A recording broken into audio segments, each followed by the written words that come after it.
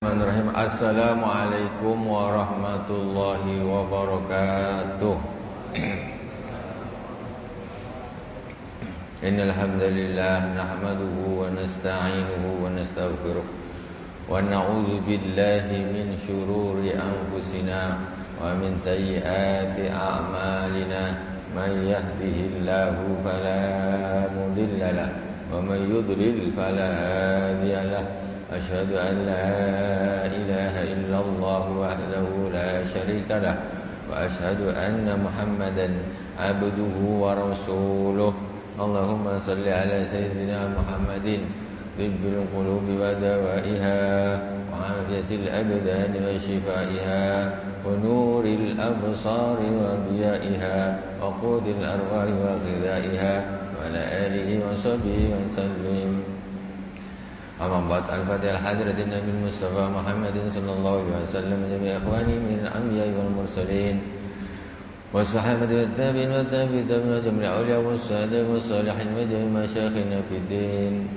وخصوصا أبو سيد محمد بن علي الملك الأسلم وأبو سيد أحمد بن سيد محمد الملك الأسلم وجميع مشايخ في المعاهد وخصوصا الإمامين الجليلين الإمام جلال الدين المحلي وجلال الدين السيوطي أمدنا الله بمددهم وأفاض علينا من بركاتهم وأنوارهم وعلومهم في الدين والدنيا والآخرة بسر الفاتحة.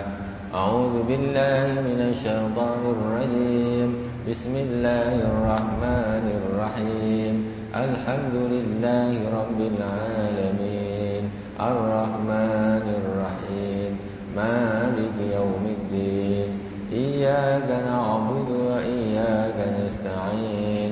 اهدنا الصراط المستقيم صراط الذين أنعمت عليهم غير المغضوب عليهم ولا الضالين. آمين. Bismillahirrahmanirrahim. Jemaah yang dirahmati Allah Subhanahu wa taala. Kajian kita tafsir Al-Jalalain. Kita sampai di surat Ali Imran. Ali artinya keluarga. Ali bukan Ali.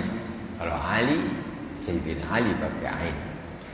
Ini Ali Imran, bukan Al-Imran, salah. Bukan surat Al-Imran, salah. Tapi surah Ali Imran, yaitu keluarganya Imran. Madaniyah mi'atani au illa ayah. Surat Ali Imran ini adalah surat Madaniyah. Surat Madaniyah itu apa? Surat Madaniyah itu bukan, jadi definisi surat Madaniyah itu bukan surat yang diturunkan di Madinah. Kayak Madaniyah kan bangsa Madinah, tetapi bukan maksudnya surat yang diturunkan di Madinah. Jadi definisi yang benar surat Madaniyah yaitu surat yang diturunkan setelah hijrah. Walaupun diturunkannya di Mekah, walaupun diturunkannya di Taif, tetap disebut Madaniyah. Cuman kalau secara bahasa saja kadang-kadang orang bisa keliru.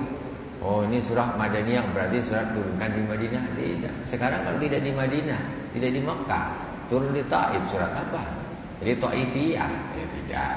Jadi definisi yang benar surat Madaniyah yaitu surah yang diturunkan setelah hijrah Rasulullah SAW dimanapun ayat tersebut diturunkan. Terbukti surat Al-Maidah ayat 3, Al-yawma akmaltu lakum dinakum wa atmamtu alaikum ni'mati wa raditu lakumul Islam madinah. Diturunkan di Arafah. Arafah bukan Madinah. Arafah itu dekat Mekah. Itu termasuk akhir ayat-ayat Al-Quran yang diturunkan oleh Allah Subhanahu wa taala, menunjukkan bahwa Allah sudah menyempurnakan agama ini. Dan itu menunjukkan tugas Rasulullah sudah di akhir tugasnya. Itu namanya surat Madaniyah. Kenapa? Karena diturunkan setelah hijrahnya Rasulullah sallallahu alaihi wasallam, padahal turunnya di Arafah, di daerah Mekah. Kita kemana sudah? Ayat 1 kita sudah selesaikan. Kita masuk di ayat yang kedua. A'udzu billahi minasy syaithanir rajim. Bismillahirrahmanirrahim. Surat ayat yang kelima. Ayat yang kelima.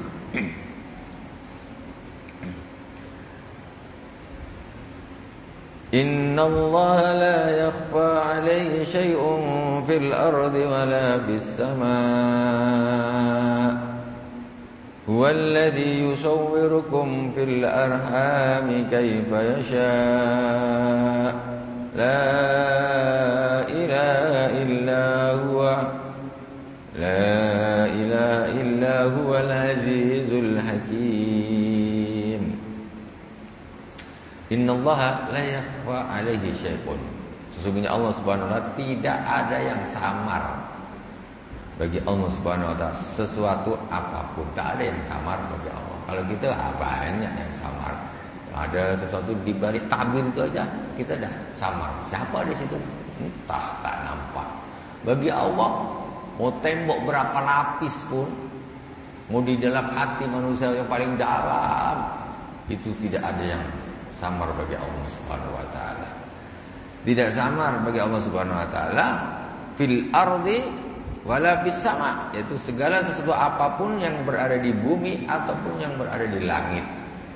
Astronot sekarang orang-orang antariksa mempelajari langit demikian, galaksi ini, galaksi ini, galaksi ini, galaksi ini. Itu sehebat-hebat apapun mereka menyelidiki, itu masih jauh ya dari realita ciptaan Allah Subhanahu wa taala.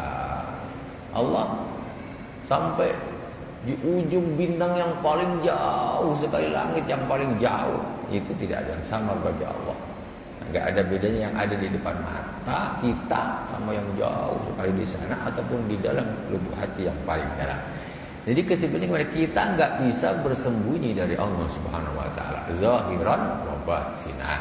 Secara zahir kita tidak bisa bersembunyi dari Allah, secara batin pun kita tidak bisa.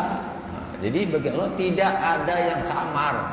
Lah terus bagaimana? Ya yang baik-baik sajalah. Yang baik-baik. Jangan dikira kita sembunyi kemudian Allah tak ada siapa-siapa. Terus Allah tak ada. Allah ada. Tanda tangan tak ada yang tengok.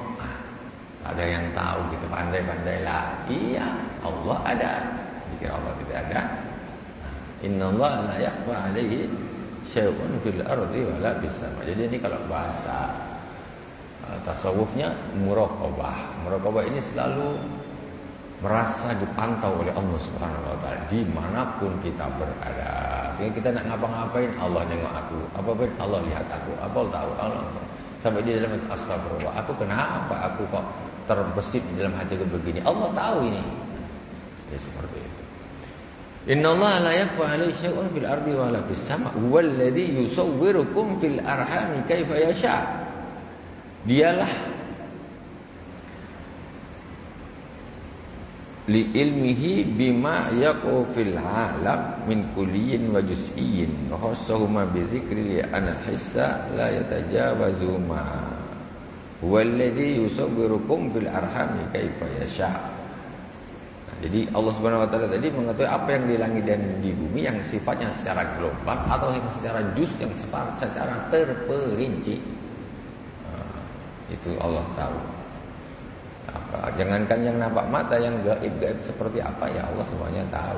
Kalau Allah enggak tahu gimana hebatan jin kalau gitu.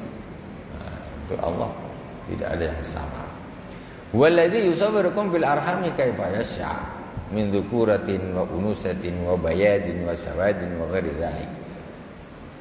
Dialah zat yang membentuk kalian di rahim-rahim, menciptakan kalian, membentuk kalian, menggambar kalian di rahim-rahim.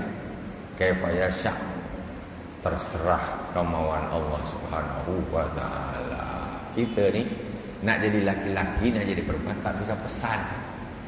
Itu kekuasaan Allah Subhanahu wa taala. Sehebat-hebat dokter dia tidak akan pernah bisa.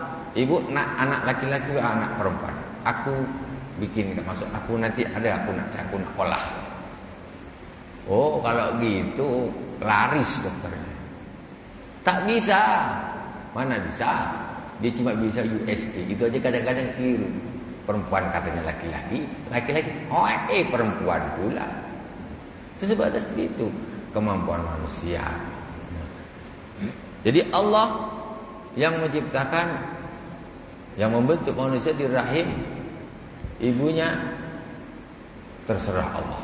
Nak kasih laki-laki ke, nak kasih perempuan, disitulah kita nampak bahwa manusia itu lemah. Manusia itu lemah luar biasa. Kita ilmu dunia itu lemah. Tidak usah nak menciptakan. Ini nak bikin laki-laki ataupun perempuan pun tidak bisa. Tidak bisa.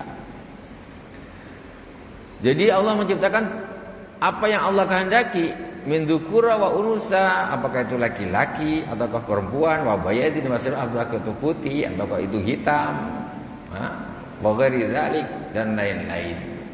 Itu pun terserah Allah. Kalau manusia bilang, udah sekarang kalau jenis kelamin susah lah nak bikin, oke. Yang lebih ringan dari apa? Warna kulit. Bisa manusia. Bapak ini anaknya warna kuning langsat, putih atau abu-abu. Pesanan apa? Macam orang beli cat di toko bangunan. Tak bisa. Putih, kuning, hitam, coklat. Itu sudah. Itu maunya Allah Subhanahu wa taala. Manusia lemah, tidak bisa apa-apa, cuma bisanya melihat saja. Tengok, laki-laki, perempuan, putih, coklat, itu saja.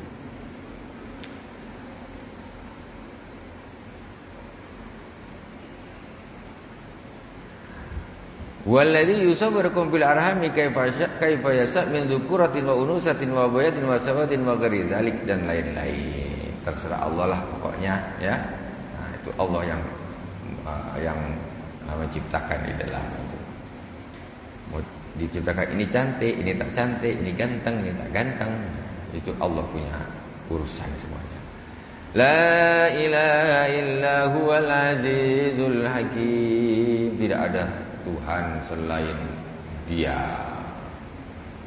yang Maha Agung di dalam kerajaannya, Al-Hakim yang Maha Bijaksana, fi sun'ihi, di dalam penciptaannya.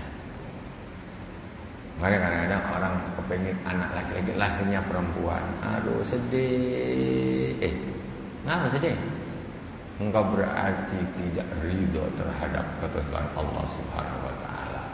Allah itu Maha tahu mana yang bagus buat engkau, anak laki-laki atau anak perempuan. Kau tak usah ikut ngatur. Kau tidak bisa menciptakan jenis kelamin. Kita ditugaskan hanya ridho terhadap keputusan Allah Subhanahu wa taala. Tidak ada kata ngeluh, tidak ada kata protes, berontak, tidak ada. Allah kasih perempuan, alhamdulillah. Allah kasih laki-laki, alhamdulillah. Yang Allah kasih itu kehendak Allah. Yang berjalan di muka bumi ini, di dunia ini, ya, semuanya itu adalah kehendak Allah, bukan kehendak kita. Kehendak kita ini tidak ngaruh sama sekali, nggak ngaruh. Itu Allah semuanya yang berkehendak. Ya sudah, terima saja. Engkau nak nangis kayak apa, laki-laki, perempuan tak bisa jadi laki-laki, tak bisa. Nah, anak perempuan lahir laki-laki, nak nangis kayak apa, tak bisa dia akan menjadi perempuan. Kita tugasnya hanya ridho bil qada, ridho terhadap keputusan Allah Subhanahu wa taala. Walladzi anzala 'alaikal kitab والذي أنزل عليك الكتاب منه آيات محكمات والذي أنزل عليك الكتاب منه آيات محكمات هن أم الكتاب وأخر متشابهات. Dialah zat yang menurunkan padamu Alkitab. Minhu ayatun muhkamat. Jadi sebagian dari kitab tersebut ada ayat-ayat yang muhkamat, yang sudah jelas. Petunjuknya ini sudah jelas, ayatnya muhkamat, hukumnya sudah jelas. Ayatnya jelas, lafaznya jelas, tidak ada lagi takwil-takwil kemana-mana, jelas sudah. Hunna ummul kitab. Ayat-ayat tersebut tadi, ayat muhkamat itu adalah ummul kitab. Asluhu al-mu'tamad alaihi fil ahkam. Yaitu itu yang menjadi patokan ya, di dalam hukum. Umpamanya tentang keharaman khamar, judi, riba, sudah jelas. Itu menjadi satu ketetapan hukum yang tidak diragukan lagi. Al-Quran dah ngaramkan masih mabuk juga. Nah, kan? Ini masalah. Al-Quran sudah jelas-jelas mengharamkan masih judi juga. Itu berarti kan tidak ada ketaatan kepada Allah Subhanahu wa taala. Wa ukharu mutasyabihat, dan ayat-ayat yang lain mutasyabihat, maksudnya la tufahamu ma'aniha. Mutasyabihat yaitu ada ayat-ayat yang maknanya tidak bisa dipahami. Maksudnya sulit untuk orang pada umumnya itu memahaminya. Contoh, alif lam mim. Apa nih maksudnya nih? Alif lam mim. Ini namanya ayat mutasyabihat. Ayat mutasyabihat. Karena apa? Tidak bisa dipahami ya, oleh orang-orang pada umumnya. Kalau yang muhkamat, wa ahallallahu al-bai'a wa harrama riba, dan Allah menghalalkan jual beli dan mengharamkan riba. Ini dah jelas-jelas. Tapi kalau alif lam mim apa makna dia? Alif lam ya alif lam mim aja, wallahu alam bi muradi. Jadi Allah yang Maha mengetahui apa yang dimaksud. Tak tahu kita. Wa ukhar mutasabbil la tufhamu ma'aniha kawail suwar, seperti awalnya surat-surat ya, seperti alif lam mim, alif lam ra, ha mim. Contoh, apa maksudnya ha dan mim nih? Nah, itu namanya ayat mutasyabihat. Wa ja'alahu kullahu muhkaman fi qawlihi uhkimat ayatuhu bimana annahu laysa fi aibun wa mutasyabihan fi qawli kitaban mutasyabiha bima annahu yusbihu ba'dha fil husni wasidqi. Fa ammal ladzina fi qulubihim zayghun fayattabi'una ma tashabaha minhu ibtigha'al fitnati wa ibtigha'a ta'wilihi wa ma ya'lamu ta'wilahu illa Allah warrasikhuna bil ilmi yaquluna amanna bi kullum min 'indi rabbina wa ma yadhakkaru illa ulul albab. Fa'amal ladzina fi qulubihim zayghun, adapun orang-orang yang di dalam hatinya ada zayghun. Zayghun itu apa? Zayghun itu berpaling dari kebenaran, melenceng. Adapun orang-orang yang di hatinya ada melencengnya, fayattabi'una ma tasabaha minhu ibtigha'al fitnah. Mereka justru mengikuti yang mutasyabihat tadi, yang tidak jelas, ayat mana-mana yang tidak jelas itu malah yang diikuti ya. Ibtigha'al fitnah, karena mereka mencari fitnah, liubim laha biwuku'iha bisyubuhat wal labas. Yang sudah jelas tak diikuti, yang tidak jelas ini yang diikutin dia. Kira-kira. Jadi kayak gitu. Yang sudah jelas yang ayat yang muhkamat malah enggak diikutin. Yang ini haram ditabrak, yang ini wajib enggak dilakukan. Tapi dia malah suka bermain-main dengan ayat-ayat yang mutasyabihat. Ya, dengan pemahaman-pemahaman sendiri. Wa ibtigha'a ta'wilih, dan karena mereka mencari takwilnya. Takwil itu makna yang dialihkan, ditakwil. Ini maksudnya ini kayak gini, kayak ini maknanya begini, maknanya begini. Nah, ini ditakwil. Contoh alif lam mim, apa maknanya? Nah, ditakwil. Oh, alif lam ini maknanya gini. Tapi dia tidak ada dasarnya. Nah, asal-asal saja. Wa ma ya'lamu ta'wilahu illallah. Maka tidak mengetahui takwilnya atau tafsir ayat awal ayat-ayat tadi yang mutasyabihat seperti alif lam mim, alif lam ra, ha mim, nun, qaf. Awal surat kok cuma nun. Apa artinya ini? Wa ma ya'lamu ta'wilahu illallah. Maka tidak mengetahui takwilnya atau tafsirnya atau maknanya, ya, itu kecuali Allah Subhanahu wa taala. Warasikhuna adzabitun al-mutamakkinun bil ilmi mubtada khabaru yaqulun. Sedangkan orang-orang yang mutamakkin, yang tetap ilmunya rasih di dalam hatinya, orang alim, orang mutamakkin, orang-orang yang sudah hatinya tetap istiqomah bagus, bil ilmi, mutamak rosi ini merasuk ke dalam. Jadi orang-orang yang sudah mendalam sekali di dalam ilmunya, mutamakkin. Yaquluna amanna bihi. Mereka berkata, kami beriman dengan ayat-ayat mutasabih itu. Kami beriman dengan alif lam mim, alif lam ra, nun, ha mim, qaf. Kami beriman. Dia orang alim loh, dia tidak berani sembrono dia mengartikan sendiri. Ini orang-orang tak ada ilmu, tak ada alim, tidak rasih, tapi mengambil takwil ini gini maksudnya. Ini mana gini. Ini mana gini. Jangan sembarangan. Wa ma ya'lamu ta'wilahu illallah. Tidak ada yang tahu takwilnya atau tafsirnya ayat-ayat yang mutasabih tersebut kecuali Allah Subhanahu wa taala. Amanna bihi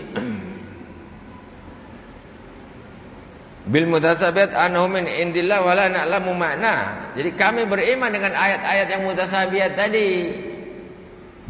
Kami beriman bahwa itu adalah dari Allah Subhanahu wa taala dan kami tak tahu maknanya apa, tapi kami iman ini dari Allah Subhanahu wa taala. Kullum min indi rabbina. Dan semuanya itu, baik yang ayat-ayat yang muhkamat, baik yang mutasabihat yang sudah jelas dengan yang mutasabihat tadi, itu semuanya min indillah, dari Allah Subhanahu wa taala. Wa ma yadzakkaru illa ulul albab. Maka tidak bisa mengambil satu pelajaran, ya, kecuali orang-orang yang berakal. Quran yang bisa mengambil pelajaran siapa? Orang-orang yang berakal. Ya, dia berpikir, berakal, tadabbur, itu baru bisa dia mengambil satu pelajaran dari situ. Wa yaquluna aidan idza ra'au man yattabi'u.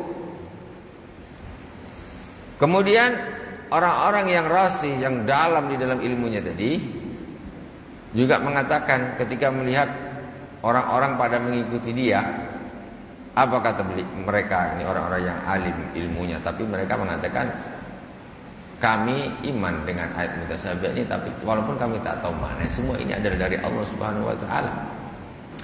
Kemudian ketika mereka melihat orang-orang kok pada ngikut, apa kata mereka? Rabbana la tuzigh qulubana ba'da idh hadaitana wa hab lana min ladunka rahmatan innaka antal wahhab. Wahai Tuhan kami, janganlah kau palingkan hati kami, yaitu milu anil haq, yaitu dipalingkan dari kebenaran, bitighai ta'wili alladzi la yaliqu bina, yaitu dengan mencari-cari takwilnya, mencari-cari tafsirnya ayat-ayat tadi yang mutasabihat tadi. Janganlah kau sesatkan kami, jangan kau palingkan kami dari kebenaran dengan mengikuti takwil tadi. La yaliku kama azaghta qulubal awliyaik ba'da id hadaitana, setelah engkau memberi hidayah kepada kami. Ya Allah, jangan kau palingkan hati kami setelah engkau memberi hidayah kepada kami istiqomah. Alhamdulillah, Allah sudah kasih kita hidayah. Doa sama Allah, ya Allah, jangan kau palingkan kami dari kebenaran setelah engkau memberi hidayah kepada kami. Bisa saja orang degil, tobat, dapat hidayah, nanti balik lagi, bisa. Ini doa. Ya Allah, engkau telah beri aku hidayah, ya Allah, jangan kau palingkan aku lagi dari kebenaran ini. Tetapkan sampai mati. Wa hab lana min ladunka rahmah. Dan karuniakanlah kepada kami dari sisimu rahmat. Innaka antal wahhab, sesungguhnya engkau adalah zat yang maha memberi. Allah ini maha memberi. Di antaranya memberi hidayah. Makanya minta, jangan minta duit terus. Minta duit aja. Ya Allah, lancarkan rezekiku, ya Allah, lancarkan rezekiku, ya Allah, lancarkan rezekiku. Terus aja. Rezeki aja yang diminta. Allah tuh wahhab, yaitu maha memberi. Tapi jangan yang diminta cuma duit, minta hidayah. Ya Allah, beri kami hidayah, ya Allah, beri kami hidayah, ya Allah, beri kami hidayah. Karena kita tak bisa bikin hidayah sendiri, bikin. Buk, masukkan mana bisa? Tak bisa kan? Bisa? Tak bisa bikin. Masukkan. Duh, aku dapat. Mana bisa? Kita cuma minta saja sama Allah. Allah kasih hidayah. Buk, masuk. Tahu-tahu aja, Masya Allah. Kenapa? Sadar. Itu hujaman hidayah dari Allah Subhanahu. Minta, jangan tak minta. Kalau manusia tak suka diminta, tapi kalau Allah itu suka kalau hambanya meminta. Itu menunjukkan sebagai sifat kehambaan kita terhadap Allah Subhanahu. Sombong kali tak mau minta. Minta sama Allah, ya Allah, aku ini butuh, ya Allah, aku butuh. Minta hidayah, ya Allah, minta ya Allah. Minta hidayah, ya Allah. Beri kami hidayah, ya Allah. Kami tidak bisa menciptakan hidayah itu sendiri, ya Allah. Kami hanya bisa minta kepada beri kami, ya Allah. Minta sama Allah Subhanahu. Beri hidayah kepada keluarga kami semuanya, orang-orang dekat kami. Minta sama Allah. Wa hab lana min ladunka rahmatan innaka antal wahhab. Rabbana innaka jami'un nasi liyaumin la raiba fih.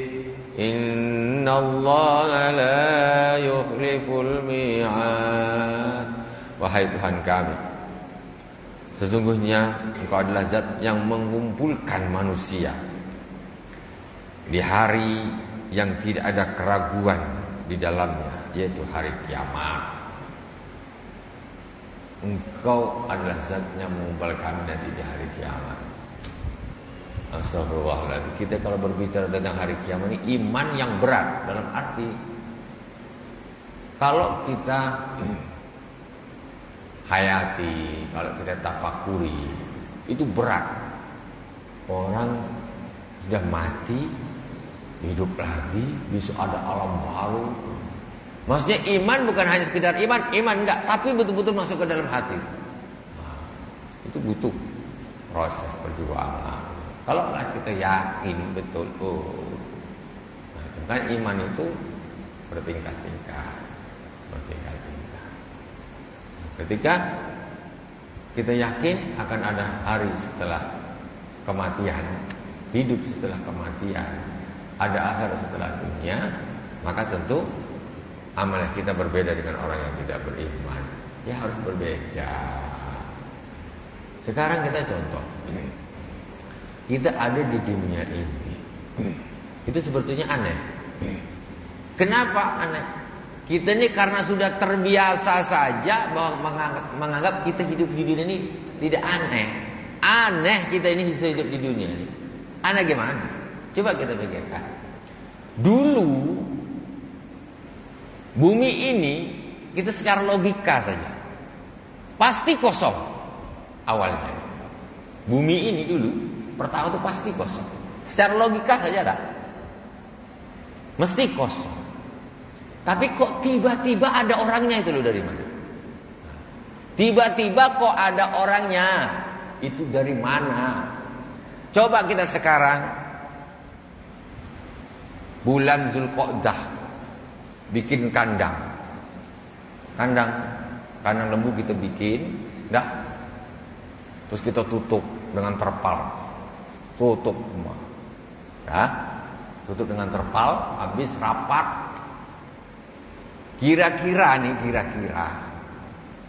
nanti masuk 1 Zulhijjah, kita buka terpal nih, ada tak lembu di dalamnya? Ada tak, Pak? Kita bikin kandang nih, Zulqa'dah ini 1 bulan lagi Zulhijjah, kurban. Bikin aja kandang sapi kosong, kita tutup pakai terpal, rapat sudah, dah tutup. Nanti begitu hilal Zulhijjah masuk, kita buka terpal nih, kita buka kandang nih, kira-kira ada sapi tak di dalamnya? Kata orang, ya tak mungkin lah, mustahil, kau gila. Kata, kau nak sapi beli, kan gitu. Datangkan dari Natuna, dari Sumatera, didatangkan lembu itu. Kayaknya logikanya kayak begitu. Tapi dulu sebetulnya dunia itu seperti kandang sapi yang kita bikin itu dulu.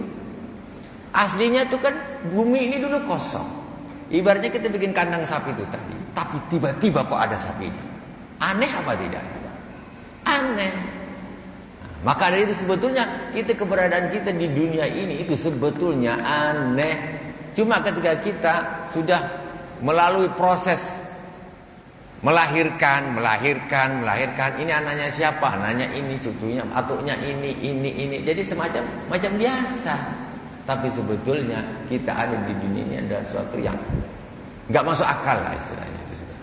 Nah, maka nanti di akhirat itu justru kalau kita berpikir secara logika itu lebih masuk akal daripada keberadaan kita di dunia ini. Macam mana kalau lebih masuk akal? Dulu tanpa ada sarana apapun, tahu-tahu bisa jadi ada manusia di bumi ini. Ya. Otomatis Nabi Adam alaihissalam dan Sayyidah Hawa yang manusia pertama dan kedua, akhirnya jadilah kita orang Melayu, orang Jawa, orang Padang, orang Bugis, orang Barat, orang Timur, macam-macam jadi. Nah, sedangkan besok di hari kiamat, ini kita ini kan manusia nih mulai zaman Nabi Adam kan meninggal. Banyak sekali tulang. Untuk nanti di akhirat secara logika ini sudah ada bahannya. Maka itu lebih masuk akal untuk dihidupkan kembali. Yang dulu pertama tak ada bahan sama sekali, itu bisa jadi loh. Nah, makanya disitulah bahwa akhirat itu lebih mungkin sebetulnya daripada kehidupan kita di dunia yang sekarang ini. Sekarang ini tak mungkin. Itu. Jadi dengan demikian kalau dipikir secara ilmu tauhid juga bahwa dari struktur tubuh manusia ini ada satu tulang yang tidak akan pernah bisa hancur, yaitu azmul zanab. Azmul zanab itu apa? Tulang ekor. Semuanya punya tulang ekor ini. Kita semuanya punya tulang ekor. Dan tulang ekor itu tidak akan bisa hancur. Semua tulang tengkorak apa semuanya itu akan hancur. Mau lutut yang paling keras sekali itu pun itu hancur juga. Tapi azmul zanab, yaitu tulang ekor itu tidak akan bisa hancur. Dan itulah nanti yang akan jadi bibit manusia itu akan dibangkitkan kembali oleh Allah Subhanahu wa taala. Susah memang mengimani seperti ini, susah. Taslim. Tapi memang begitulah nanti keadaannya. Maksudnya yang perlu kita pahami bahwa sesungguhnya kalau kita pikir macam di akhirat itu macam mustahil, sebetulnya di dunia ini kita lebih mustahil lagi daripada di akhirat. Di dunia tanpa ada apapun, sarana apapun kita bisa ada, ya. Nabi Adam tanpa ada tulang ekornya, tanpa ada apa Allah ciptakan, kan begitu bisa. Nah, tanpa ada unsur apa tadi semacam tulang ekornya ini kan sudah ada. Istilahnya orang ini nak nanam nanam nanam kangkung kalau pakai bibit, ini kan senang. Ini tidak ada bibitnya nih, tumbuhlah kangkungnya ini. Sekarang tak ada bibit, kau macam mana kau nak tanam kangkung? Tak bisa, susah. Mana susah? Ya lebih susah. Tak ada bibit, tahu-tahu kita nak hidupkan dari mana? Itulah awal kehidupan manusia ini, seperti kangkung yang memang tidak ada bibitnya tapi tiba-tiba ada kangkung, dan akhirat itu seperti yang sudah ada bibitnya kemudian Allah tumbuhkan kembali. Wallahu a'lam.